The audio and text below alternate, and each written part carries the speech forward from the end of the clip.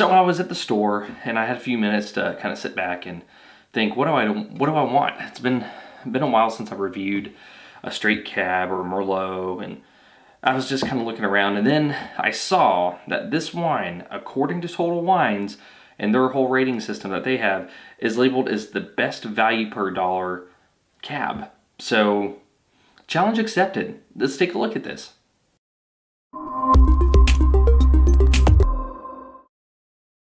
Hey everybody, this is Stuart with Wine on the Dime, and today I'm reviewing the 2017 Carson Ridge Cabernet Sauvignon. It is 13.5% alcohol by volume, and I paid $11 for it at Total Wines. And like I said, I don't know if this is one of those winery direct ones or not. I didn't look at that.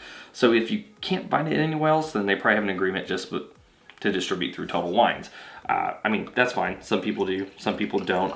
The thing that interested me about this was that it was talking about how it's the best value for the dollar. It was like this, in the winery direct wines, it's like number 2 in their top 20.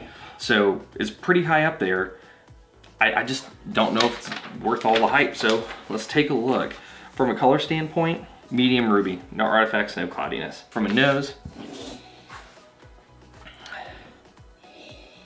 well, you definitely smell like cab. I'm getting this sort of like this black currant going on, blackberry, a little bit of black cherry,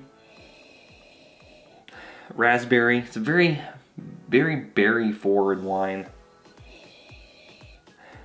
In terms of like secondary, like winemaking elements, I'm getting just a hint of clove, a very slight toastiness. Yeah, I mean, just overall, I'm not getting much secondary, and really, I'm not getting any tertiary on this wine at all on the nose. Yeah, so yeah, no tertiary. I keep hoping that, I mean, it's not too cold. I keep hoping that maybe this will open up and give me something new. I opened it around 20 minutes ago while I was setting up, and I'm not really getting any tertiary out of it whatsoever.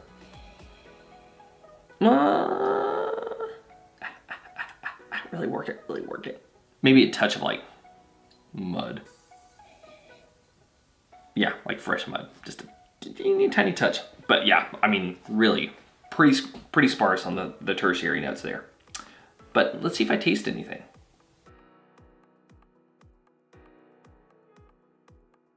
Medium plus body, medium alcohol, at least on the palate, medium alcohol. Tannins, medium plus tannins, but they're not as rough as I thought they would be.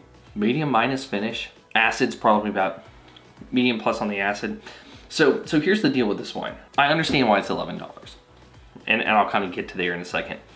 In terms of what I'm getting out of it, a lot of primary fruit. Like I said, all that primary fruit. There's maybe a touch of more of that earth on the palate. Maybe even a little bit of like a dark chocolate going on. But both of those are just very, very minor. This is a big fruit bomb. So here's the deal with this wine. I have no clue how they made it. Does it even say on here? Ripe berry aromas. Well, I called that medium tannins. It's medium plus. Touch of oak and lush mouthfeel. The mouthfeel wording always, it sounds dirty. But so here's the deal. It's a young wine. It's 2017. It hasn't really had time to develop very much tertiary. Okay, so that being said, let's set that aside.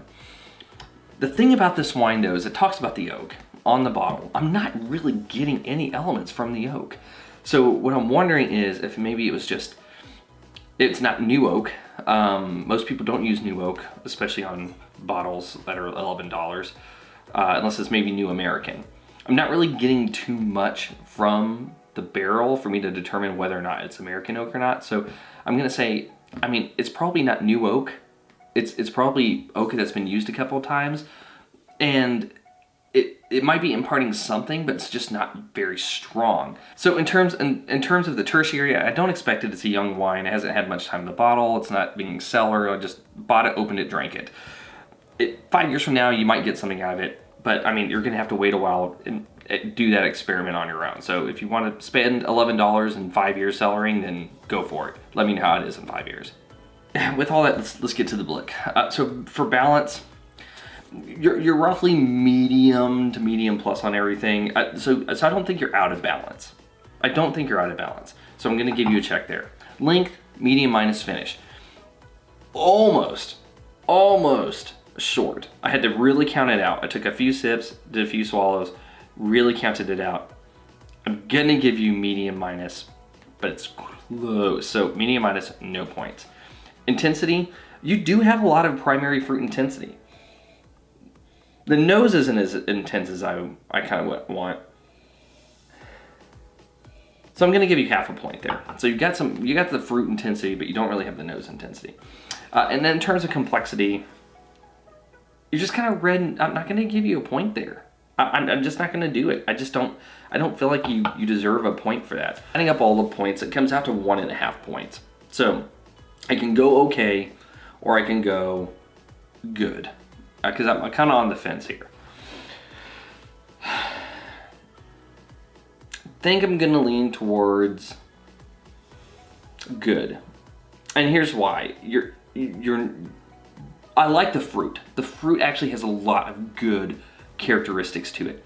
If the fruit was kind of then I'd give you an okay. But you're not a complex cab. You're $11. I mean, there are worse wines that you can buy. It's not knocking my socks off, but I mean, the way that you would probably want to enhance this is pair it with some food. Grab a steak and have an $11 bottle of wine and just kind of be okay with it, because this isn't one where you're going to sit down and really chew it and talk about it and think about all the different things and really appreciate the type of oaking process or the concentration of the malolactic fermentation or anything like that. This is going to be a wine where you have a glass and you go, oh, that's nice, where's the next order? And you kind of move on, and that's what this wine is designed for, in my opinion.